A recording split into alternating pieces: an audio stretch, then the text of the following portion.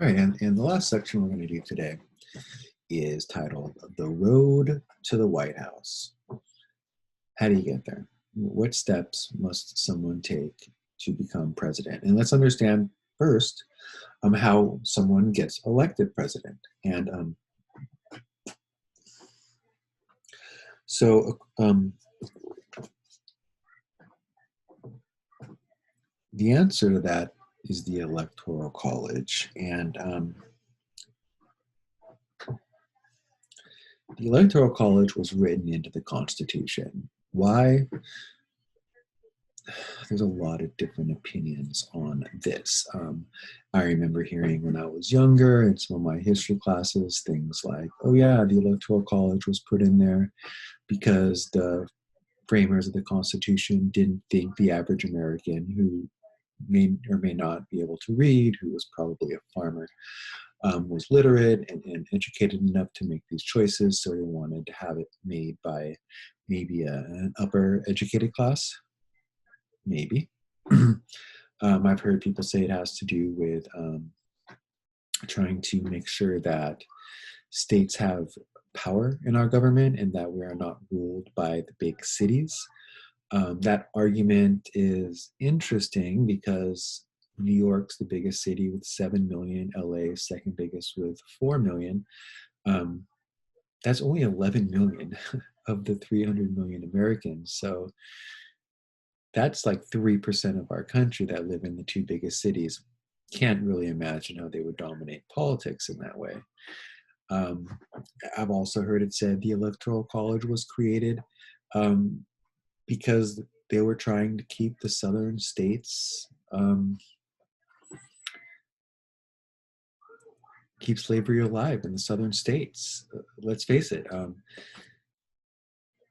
If in the South, remember the Three-Fifths Compromise. Let's go all the way back.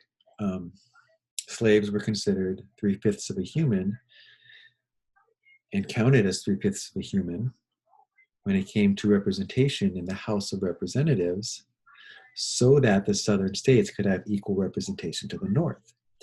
Now, if you take away slaves who obviously couldn't vote, the North had way bigger population than the South. And if we did an election based on popular election or popular votes, who gets the most votes, the North would have always won because a huge chunk of the South's population were people who couldn't vote, were slaves who were being counted as three-fifths of a human.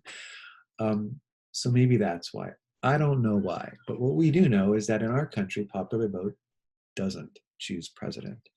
And it's kind of weird because we're this country that runs around the world, and after World War II, we established democracies all across Europe. We encourage democracies, yet at the top of our government, we don't have a democracy. In fact, in the last 20 years, there have been two elections where the person who got the most votes did not win.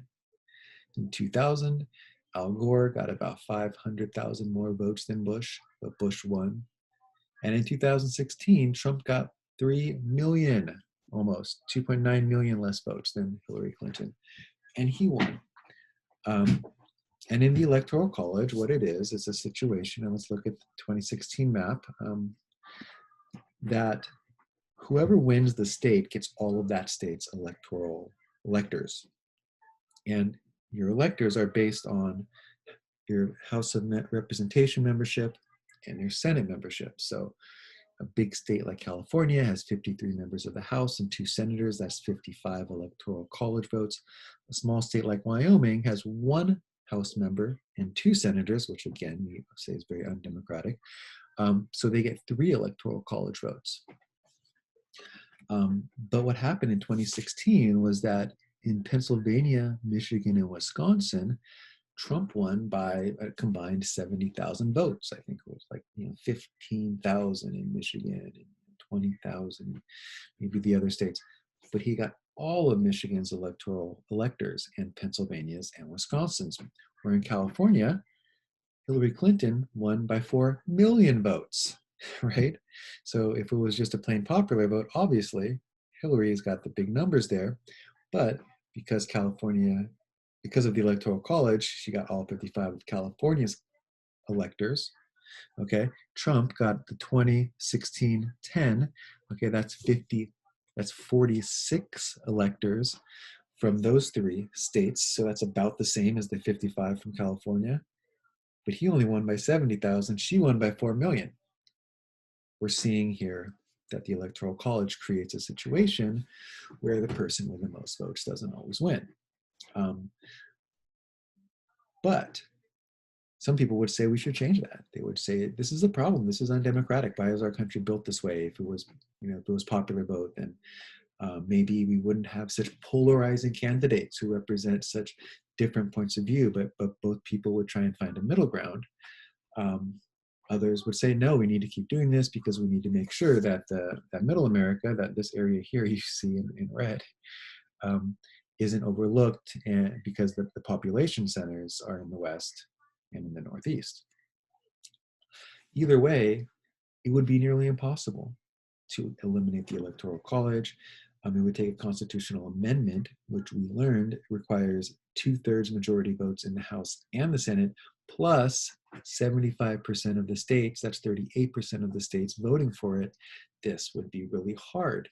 You would be asking these states with small populations to give up power. And giving up power is a really rare thing.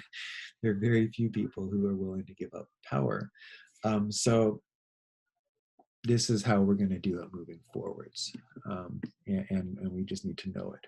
Okay, fair or not, that's how it is. Now, what are the steps? Well, the first thing you want to do is you want to win the primary.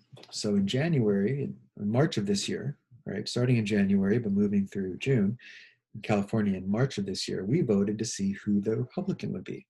Of course, it was Trump, he was president, and who the Democrat would be. Now, this was closer, right? If you guys remember, in March, the adults over 18 got to vote to see who the Democrat would be. Now, in California, we did choose Biden, but Bernie Sanders was a close second. And a lot of people really liked Bernie Sanders. Actually, there were a lot of people running that were really popular. Pete Buttigieg won Iowa, which was the first state to vote.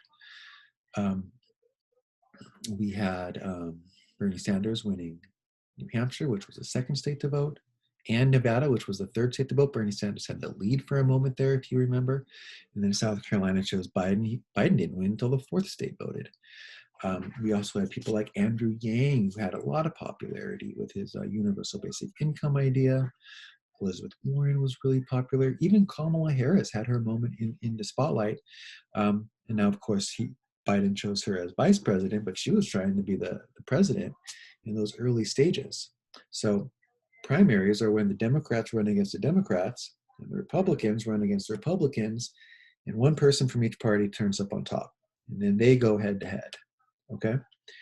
Another problem with the Electoral College is that if no one gets 271 votes or 270 votes, the House of Representatives chooses the next president. That's undemocratic. That's only happened once. And it happened when John Quincy Adams beat Andrew Jackson to become the 5th president of our country, although Andrew Jackson had more votes. But people didn't want him, so it went to the House, and the House chose John Quincy Adams over Andrew Jackson. He was the son of John Adams. He was the first father-son team to be president behind the Bushes. So this also is a questionable issue, and what it does is it eliminates third parties. So when I was a kid, my first election I voted in 1996 had a guy named H. Ross Perot who ran as a third-party candidate. And arguably in 92, before I could vote, he helped Clinton beat Bush the first, by taking votes away from Bush, who maybe regularly would have won. Third-party candidates almost very rarely, almost can't win. I don't want to say, but the last time a third-party candidate won one state was all the way back in the 60s, in 1960, when the southern states were revolting against the Democratic Party. back when the southern states used to vote for the Democratic Party to Southeast, and they chose a segregation forever guy named George McGovern. No, George Wallace, excuse me, because they were really mad that segregation was being forced to end, and they refused to vote for Republican or Democrat. And we found that the southern states in 3 elections actually pulled off and voted for third-party segregation forever candidates. But I digress. Bottom line is, it's super rare for a third party to matter in American politics, and that's because of the Electoral College, right? Because if no one gets 270, the House of Reps chooses president. And usually we think of third-party candidates as spoilers, like H. Ross Perot, as people who pull votes from one of the candidates and help the other candidate win.